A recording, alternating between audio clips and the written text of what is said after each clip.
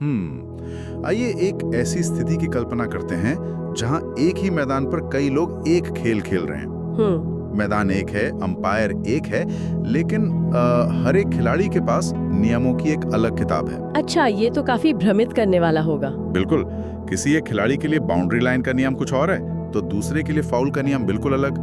अब सोचिए, ये खेल कितना अव्यवस्थित होगा। हाँ, मतलब कोई भी खेल इस तरह से तो नहीं चल सकता। सही बात है। और ऐतिहासिक रूप से अगर हम देखें तो जब हम व्यक्तिगत और पारिवारिक कानूनों के मामले में कानूनी प्रणाली को देखते हैं तो स्थिति काफी हद तक इसी मैदान जैसी नजर आती है। बिल्कुल सही तुलना है ये। धर्म और परंपराओं के आधार पर बने अलग-अलग कानूनों के कारण एक ही राज्य में रहने वाले लोगों के लिए विवाह, तलाक या संपत्ति के नियम अलग-अलग होते हैं। लेकिन क्या हो अगर उन सभी अलग-अलग नियम पुस्तिकाओं को हटाकर मैदान पर मौजूद हर खिलाड़ी को एक ही स्पष्ट और समान नियम पुस्तिका दे दी जाए?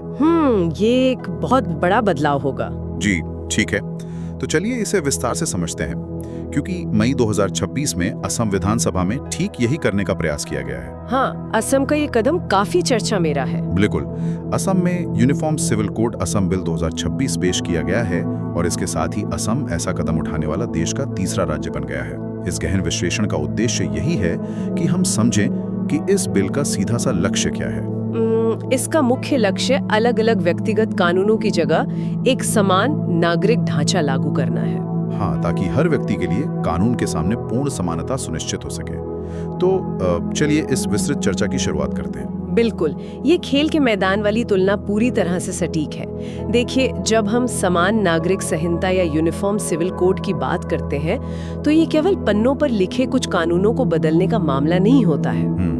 ये वास्तव में समाज के बुनियादी काम करने के तरीके को फिर से व्यवस्थित करने का एक बहुत बड़ा प्रयास है। सही कहा। असम जैसे विविधतापूर्ण राज्य में जहां अनगिनत सांस्कृतिक और धार्मिक मान्यताएं हैं, वहां एक ऐसा कानूनी ढांचा तैयार करना जो सभी पर समान रूप से लागू हो, एक बहुत ही जटिल प्रक्रिया है। तो अगर हम इस नए ड्राफ्ट के विवरण में जाएं तो इसका सबसे पहला और शायद सबसे बुनियादी हिस्सा क्या है? इसका सबसे बुनियादी हिस्सा विवाह से जुड़ा है। विवाह किसी भी समाज की सबसे छोटी और अहम इकाई है। अच्छा, तो विवाह को लेकर क्या नए नियम आए हैं? नए ढांचे के तहत विवाह की कानूनी उम्र का मानकीकरण कर दिया गया है। दूल्हे के लिए न्यूनतम उम्र 21 वर्ष है। और दुल्हन के लिए? दुल्हन के लिए 18 वर्ष तय की गई है। लेकिन इसमें जो सबसे कड़ा बदलाव है वो है बहुविवाह यानी पॉलीगैमी पर पूर्ण प्रतिबंध। अरे वाह, पूर्ण प्रतिबंध? बिल्कुल, बिल ने एक विवाह यानी मोनोगैमी को पूरी तरह से अनिवार्य बना दिया है। तो अगर कोई इसका पालन नहीं करता है तो क्या होगा? यदि कोई बहुविवाह करता है या फर्जी शादी रचाता है तो उसके लिए 7 साल तक की जेल और जुर्माने का बहुत ही सख्त प्रावधान है। 1 मिनट रुकिए, 7 साल की जेल? जी हाँ, 7 साल।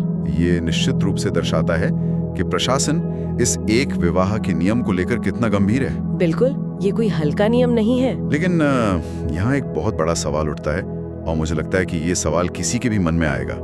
पूछिए। अगर हम बार बार यूनिफॉर्म या समानता की बात कर रहे हैं तो क्या इसका मतलब ये है कि सबको एक ही तरीके से शादी करनी होगी? ये एक बहुत ही आम गलतफहमी है। मतलब राज्य अगर हर चीज को एक ही सांचे में ढालने की कोशिश करेगा तो क्या इससे असम की वो सांस्कृतिक विविधता खत्म नहीं हो जाएगी जिसके लिए वो जाना जाता है? ये तो परंपराओं पर एक तरह का प्रहार लग रहा है। यहाँ सबसे दिलचस्प बात यह है कि लोग अक्सर कानूनी समानता और सांस्कृतिक एकरूपता के बीच के अंतर को लेकर भ्रमित हो जाते हैं। अच्छा, तो ये बिल इन दोनों को अलग कैसे करता है? देखिए, ये समझना जरूरी है कि ये बिल बहुत ही सावधानी से इन दोनों के बीच एक रेखा खींचता है।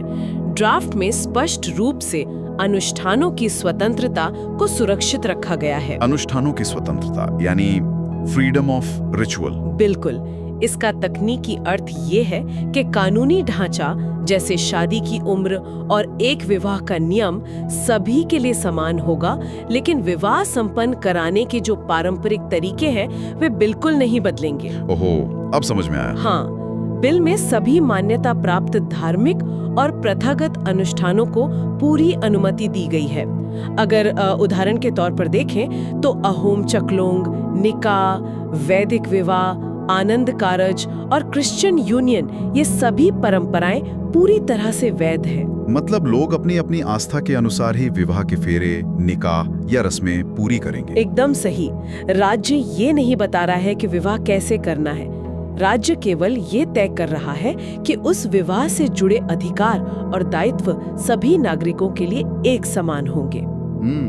ये एक बहुत ही महत्वपूर्ण अंतर है, यानी रस्में व्यक्तिगत होंगी लेकिन अधिकार सार्वभौमिक होंगे। हाँ बिल्कुल, यही इसका मूल विचार है। शादी के मंडप तक तो ये समानता बहुत अच्छी लगती है, लेकिन असली परीक्षा तब होती है जब रिश्ते टूटने की कगार पर हों। ये सबसे संवेदनशील हिस्सा होता है। अक्सर देखा गया है कि जब विवाह विफल होते हैं तो सबसे ज्यादा कानूनी खामियां और असमानताएं उभर कर सामने आती हैं। तो अगर रिश्ते टूटते हैं तो ये नया ढांचा तलाक के मामलों को कैसे संभालता है? देखिए, अगर हम इसे व्यापक दृष्टिकोण से जोड़कर देखें तो ये बिल तलाक की उस जटिल, लंबी और अक्सर दर्दनाक प्रक्रिया को एक बहुत ही निष्पक्ष रूप देने का प्रयास करता है। वो कैसे? ऐतिहासिक रूप से तलाक के कारण अलग अलग धार्मिक कानूनों के तहत अलग अलग रहे हैं। किसी कानून में तलाक लेना आसान था तो किसी में महिलाओं के लिए ये लगभग असंभव था। हाँ, ये एक बहुत बड़ी समस्या रही है। अब इस नए ढांचे ने धर्म आधारित कारणों की जगह एक समान आधार तय कर दिए हैं। अच्छा, यूनिफॉर्म ग्राउंड्स। बिल्कुल, चाहे कोई भी धर्म हो, तलाक के आधार वही होंगे, जैसे कि क्रूरता, परित्याग या आपसी सहमति। हाँ, यानी म्यूचुअल कॉन्सेंट। हाँ, इसका सीधा सा मतलब है कि अदालत के दरवाजे पर पहुंचने के बाद किसी के साथ भी उसके धर्म के आधार पर अलग व्यवहार नहीं होगा। ये तो न्यायसंगत लगता है, लेकिन मुझे यहाँ तलाक के पंजीकरण को लेकर एक नियम दिखाई दे रहा है जो थोड़ा हैरान करने वाला है। कौन सा नियम? इसमें लिखा है कि तलाक का पंजीकरण 60 दिनों के भीतर होना अनिवार्य है और ऐसा न करने पर 10,000 रुपए तक का जुर्माना हो सकता है। जी, ये अनिवार्य है। जब दो लोग पहले ही एक तनावपूर्ण प्रक्रिया से गुजर रहे हैं तो राज्य उनके कागजी काम को लेकर इतना सख्त क्यों है? मतलब इतनी छोटी समय सीमा क्यों थोपी जा रही है? ये सख्ती बेवजह नहीं है। इसके पीछे का कारण बहुत ही व्यवहारिक है। व्यवहारिक? वो कैसे? तलाक का पंजीकरण सिर्फ एक सरकारी फाइल भरने का काम नहीं है। अगर हम पुराने मामलों को देखें तो अनौपचारिक या बिना पंजीकरण वाले तलाक के कारण भरण पोषण और बच्चों की कस्टडी के मामले दशकों तक अदालतों में लटके रहते थे। ओहो, हाँ, ये तो होता था। कोई भी पक्ष कभी भी ये दावा कर सकता था कि तलाक हुआ ही नहीं है। 60 दिनों की ये सख्त समय सीमा कानूनी प्रक्रिया में स्पष्टता लाती है। अच्छा, तो ये भविष्य के विवादों से बचने के लिए है? बिल्कुल, यह सुनिश्चित करती है कि अलगाव को आधिकारिक रूप से दर्ज किया जाए ताकि भविष्य में कोई कानूनी हेराफेरी न हो सके। ये तो बहुत जरूरी कदम है। और कस्टडी के बारे में क्या नियम है? जब बात कस्टडी की आती है तो ये बिल एक बहुत ही स्पष्ट दिशा निर्देश देता है। 5 साल से कम उम्र के बच्चों की कस्टडी सामान्यतः माँ के पास ही रहेगी। 5 साल से कम उम्र के बच्चों के लिए माँ को प्राथमिकता देना समझ में आता है। हाँ, ये उनकी भलाई के लिए है। या उनके शुरुआती विकास और मनोवैज्ञानिक जरूरतों को ध्यान में रखकर बनाया गया नियम लगता है। तो हमने पारंपरिक विवाह और उनके टूटने की स्थिति को समझ लिया। बिल्कुल। लेकिन यहाँ ये विषय बहुत ही रोचक हो जाता है क्योंकि आज का समाज बहुत तेजी से बदल रहा है। एकदम सही कह रहे हैं। जो लोग पारंपरिक शादियों के पछड़े में पड़ना ही नहीं चाहते, जो लिव इन रिलेशनशिप को चुनते हैं, उनके लिए ये ढांचा क्या कहता है? यह इस पूरे बिल का सबसे आधुनिक और साथ ही सबसे विवादास्पद हिस्सा है। विवादास्पद क्यों? देखिए, इस ड्राफ्ट के तहत लिव इन रिलेशनशिप का 30 दिनों के भीतर पंजीकरण कराना अनिवार्य कर दिया गया है। सिर्फ 30 दिन? जी। ध्यान देने वाली बात यह है कि विवाह और तलाक के पंजीकरण के लिए तो 60 दिन का समय दिया गया है, लेकिन लिव इन के लिए यह सीमा केवल 30 दिन है। और अगर कोई जोड़ा इस 30 दिन की सीमा के भीतर अपना पंजीकरण नहीं कराता है तो इसके लिए कड़ी सजा का प्रावधान है। 3 महीने तक की जेल या भारी जुर्माना। अरे बाप रे, ये बात मुझे बिल्कुल हजम नहीं हो रही है। बहुत से लोगों को ये अजीब लगता है। मतलब लोग लिव इन रिलेशनशिप में जाते ही इसलिए हैं ताकि वे शादी के भारी भरकम कानूनी पचड़ों, कागजी कार्रवाई और सामाजिक बंधनों से बच सकें। हाँ बिल्कुल। ये तो स्वभाव से ही एक अनौपचारिक व्यवस्था है। अगर 30 दिन में सरकारी दफ्तर जाकर रजिस्ट्रेशन करना ही है और न करने पर जेल जाने का डर है तो फिर शादी और लिव इन में फर्क ही क्या रह गया? ये एक वाजिब सवाल है। ये तो लोगों के निजी जीवन में राज्य का बेवजह का दखल लगता है। यह आलोचना बहुत आम है, लेकिन अगर हम इसके पीछे काम कर रहे तंत्र को समझे तो तस्वीर कुछ और ही नजर आती है। अच्छा, तो इसका असली मकसद क्या है? इसका उद्देश्य निजी जीवन में दखल देना नहीं, बल्कि असुरक्षित पार्टनर्स को कानूनी सुरक्षा कवच प्रदान करना है। असुरक्षित भागीदारों से आपका क्या मतलब है? कई बार ऐसा देखा गया है कि लिव इन रिलेशनशिप के अनौपचारिक होने का फायदा उठाकर एक पक्ष, अक्सर पुरुष, अचानक रिश्ते से बाहर निकल जाता है।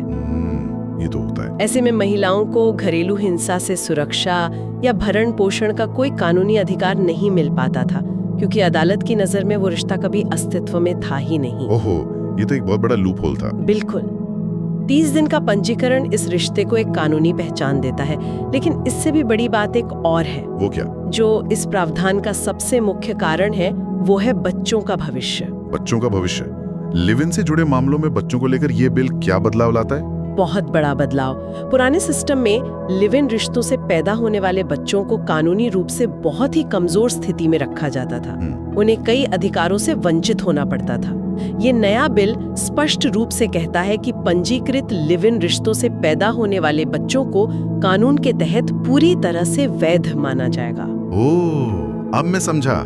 इसका मतलब है कि उन बच्चों के माथे से नाजायज होने का वो सामाजिक और कानूनी कलंक हमेशा के लिए मिट जाएगा। बिल्कुल।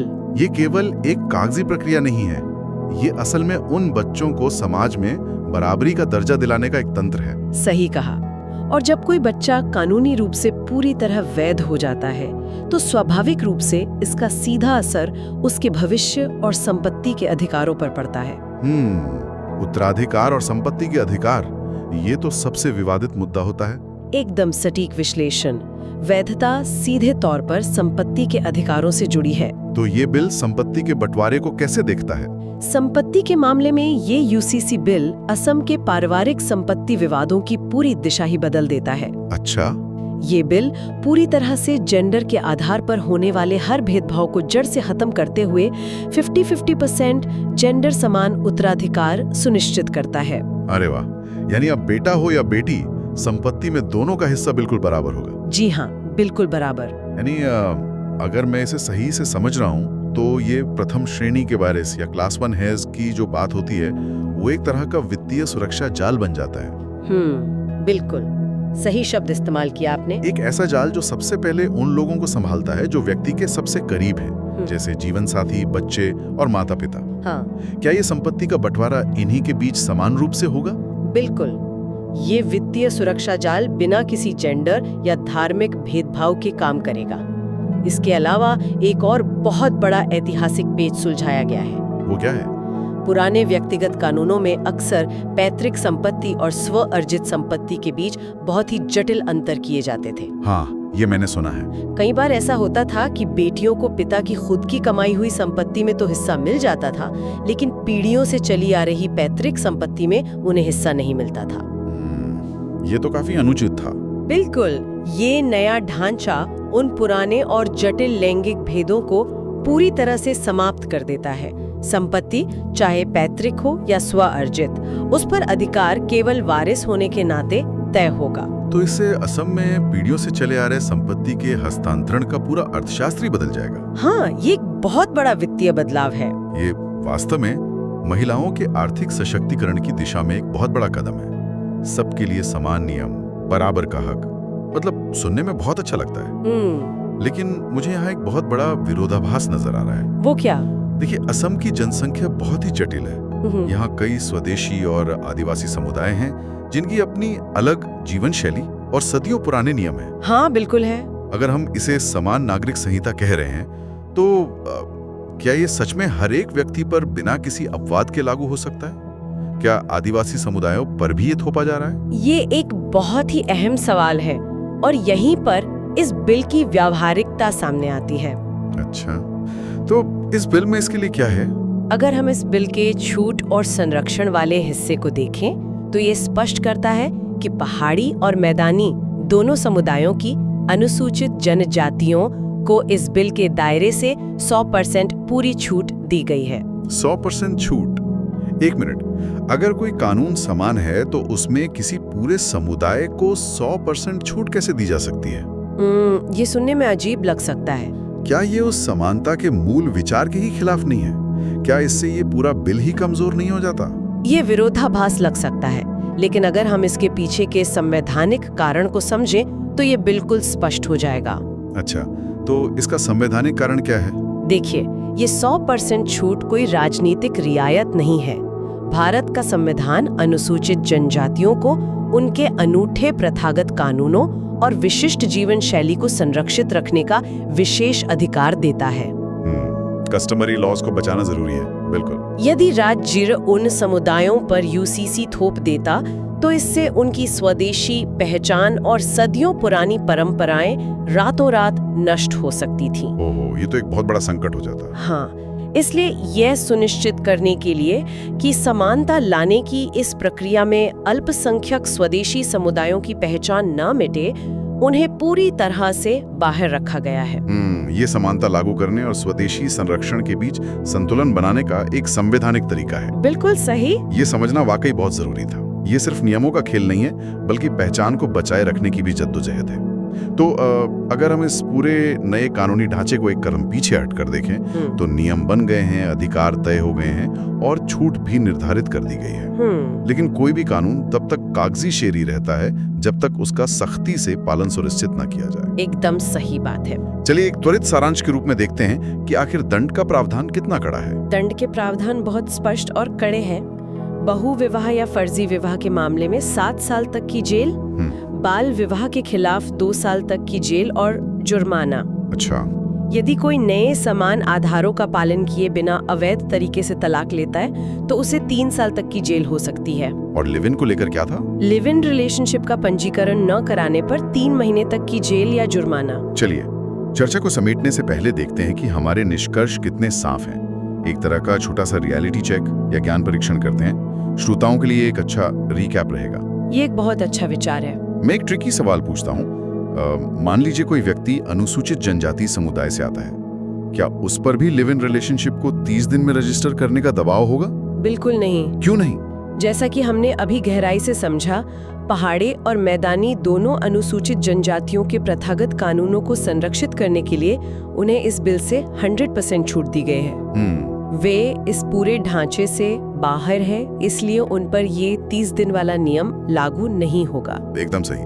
और अगर हम समय सीमाओं की बात करें, शादी और तलाक के पंजीकरण के लिए तो 60 दिन की सीमा तय की गई है। जी। लेकिन लिव इन के मामले में ये नियम अलग क्यों है और क्या है? लिव इन जोड़ों को अपने रिश्ते की शुरुआत के 30 दिनों के भीतर पंजीकरण कराना अनिवार्य है। और ये समय सीमा इतनी छोटी क्यों है? ये छोटी समय सीमा इसलिए रखी गई है क्योंकि ये रिश्ते अनौपचारिक होते हैं और इनमें शोषण का खतरा ज्यादा होता है।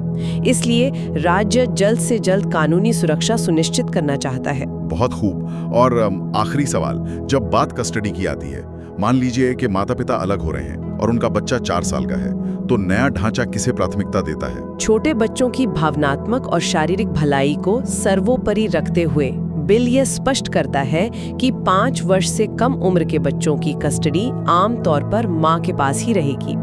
तो आज के इस गहन विश्लेषण से ये बिल्कुल साफ हो गया है कि असम यूसीसी बिल 2026 समाज को एक नए सांचे में ढालने का प्रयास है। बिल्कुल। ये कानून एक तरफ जहां 50-50% जेंडर समान संपत्ति वितरण और तलाक के लिए समान आधार लाकर समानता लाने का प्रयास करता है, वहीं दूसरी तरफ ये अहोम चकलौंग या निकाह जैसे अनुष्ठानों की स्वतंत्रता को बनाए रखता है और साथ ही आदिवासी अधिकारों को पूरी तरह से सुरक्षित छोड़ देता है। हाँ, ये वास्तव में एक जटिल कानूनी बुनावट है, एक ऐसा ढांचा जो समाज की पुरानी जड़ों को काटे बिना उसमें नए और समान नियम पिरोने की कोशिश कर रहा है। बिल्कुल सही। और यहीं पर श्रोताओं के लिए सोचने के लिए एक बहुत ही दिलचस्प विचार सामने आता है। वो क्या? आइए इस पर गौर करें।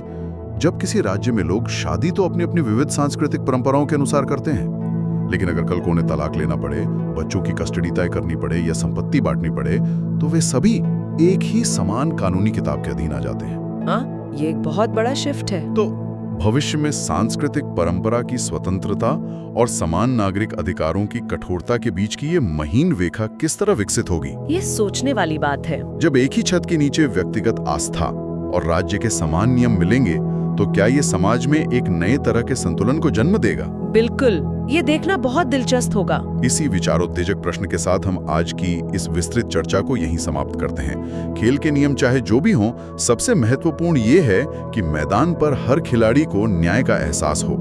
इस विषय पर नई जानकारी सीखते रहें और अपनी समझ को विस्तार देते रहें।